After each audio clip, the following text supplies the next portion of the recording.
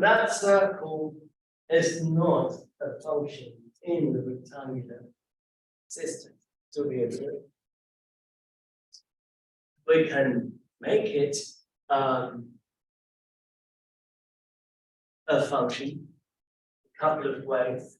Well, we want to restrict the domain to make it one-to-one, and then get rid of that in time. Yes. So if you pick up your calculator and simply start typing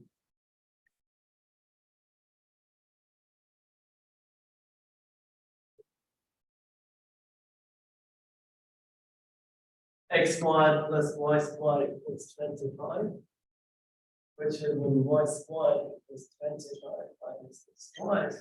If you type that as an equation, it's not going to draw things properly. So in order to graph that circle properly, you would then take the square root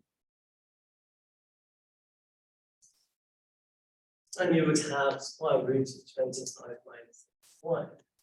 I want you to pick up your calculator, graph this, and tell me what it looks like.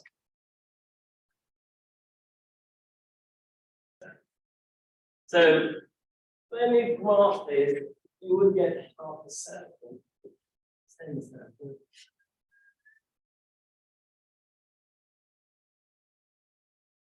Just that part. And this point will be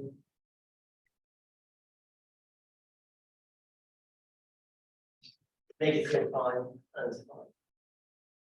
Agreed. So the calculator is able to graph this in the rectangular system as long as you think of it as a proper equation, a proper function. But I can visually represent the circle in the polar coordinate system. Do we agree? Yes. So, given the choice between Earth and a polar system, I guess I'll go for a polar system. So, the equation that I have in rectangular system is x squared plus y squared equals 25. And I want to convert it to polar. Converting the entire equation to a polar equation.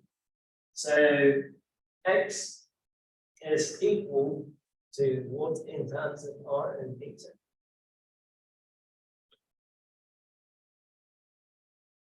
And I first started, x is equal to, in terms of r and theta, r cosine theta. So replace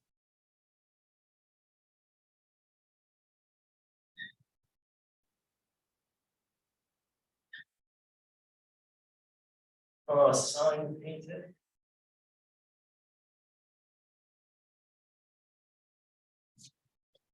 Good.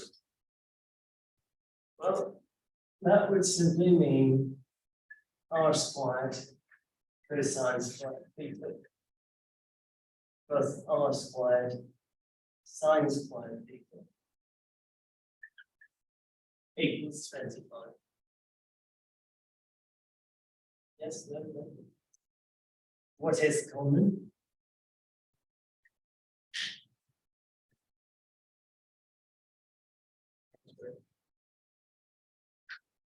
R squared. So if I take r squared out, I'm left with cosine squared theta plus sine squared theta, and that is 25. Good. What is sine squared theta plus cosine? 1.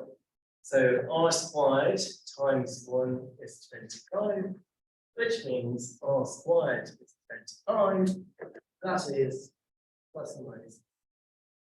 That would imply r is plus or minus 1. Good. So the equation in terms of x and y simply reduced to that equation. R is equal to plus or minus. So no matter what theta you pick, R is going to be plus or minus 5. Well, if you sketch it, there's only one curve that you get, no matter what angle you take. The value or the radius is either 5 or -5. What is that curve?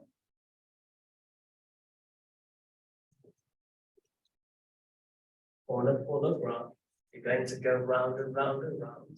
Yes, no matter what angle you take, the radius is always 5. What curve would you draw? A circle, right? If you have a polar chart, if you start graphing,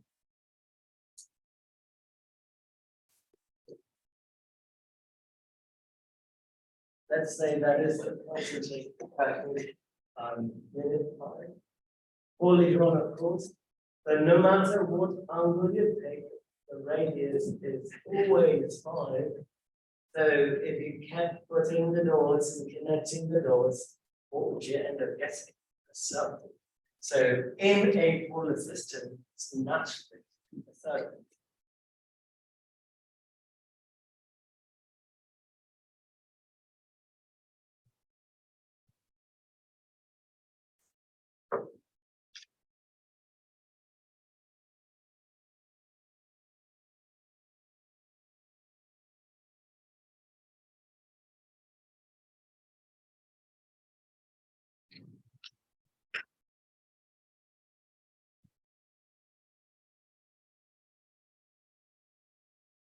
Good.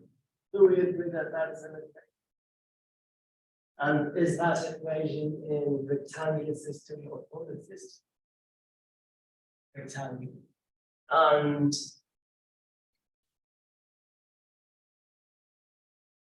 it is rectangular because I have x and y. If you graph it, this is not going to graph flow directly in the rectangular coordinate system, unless you can do some algebra, restrict the domain, or lot of stuff. Then you can draw a curve and it will work. But this is the general form of an ellipse. I guess one of the topics that we will cover later. This is also on the list. So that is the general expression for an ellipse that is centered at 0, the origin.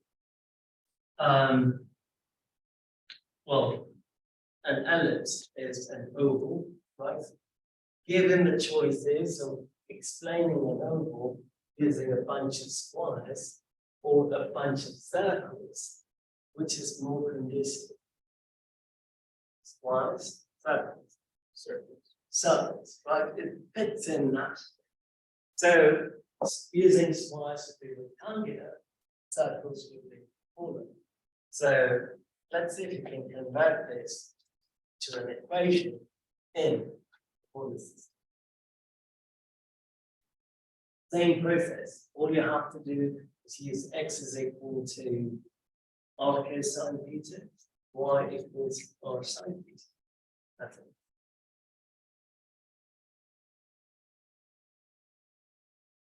So when we write the equation of an ellipse, we would divide by 4 and have that to be 1. There is a reason for that. We'll deal with that later. Hopefully we'll cover that section. But that's not important in this case. All I have to do is convert to a polar equation. So x is r cosine theta, y is r sine theta. Good. And plug that in. Before we do that, why don't we simply find the common denominator? So the common denominator between 9 and 25, there isn't one. So what is the common denominator? I went over this. If you don't have a common denominator, well, how do you get that? You just multiply them together. Common denominator is 225. So multiply and divide by 9. Multiply and divide by 25.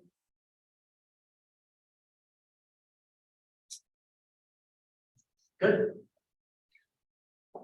Multiply by 225 on both sides, which is the common denominator.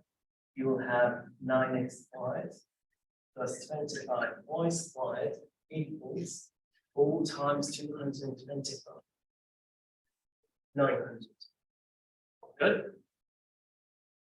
Now I can go ahead and change x and y.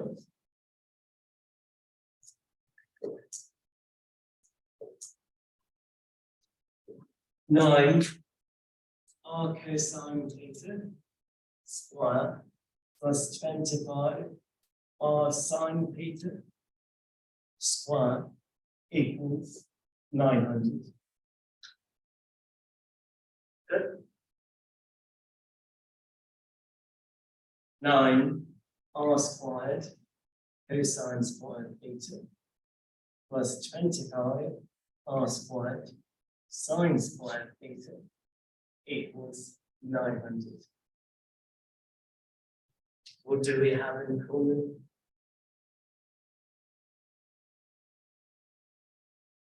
R squared. So r squared 9 cosine squared theta plus 25 sine squared theta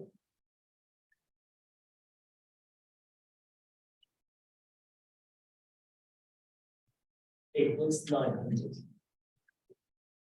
Yes. You can verify this identity. You all know how to verify identity. I'm going to make the claim like this.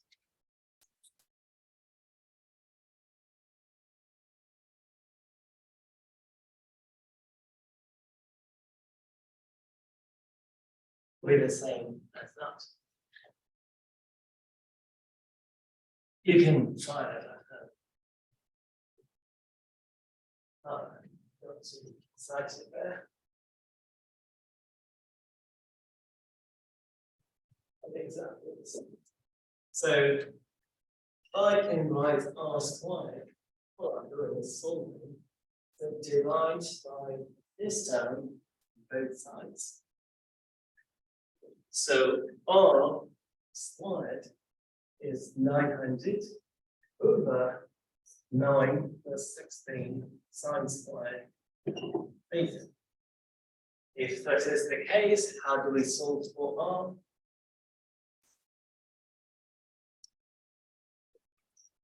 If r squared is this, what is r? Square root on both sides. So r would be the square root of 900 over 9 plus 16 sine squared theta. If you have division, you can split the root. So square root of 900 divided by square root of 9 plus 16 sine squared theta. What is square root of 900? 30. So I would have r equals 30 divided by square root of 9 plus 16 sine squared theta. Good. Unlike the previous problem, the circle, which did not depend on theta, this one depends on theta. Yes? What does it tell you? As the angle changes, the radius is going to change. So imagine or visualize a circle, no matter what angle you go, the radius is the same. So you are going to get a circle. But if the radius changes and you go along, then you don't have a circle. You are going to get a different shape. So save this on the equation. Next time I'll show you the graph for the circle and graph for the ellipse using the calculator.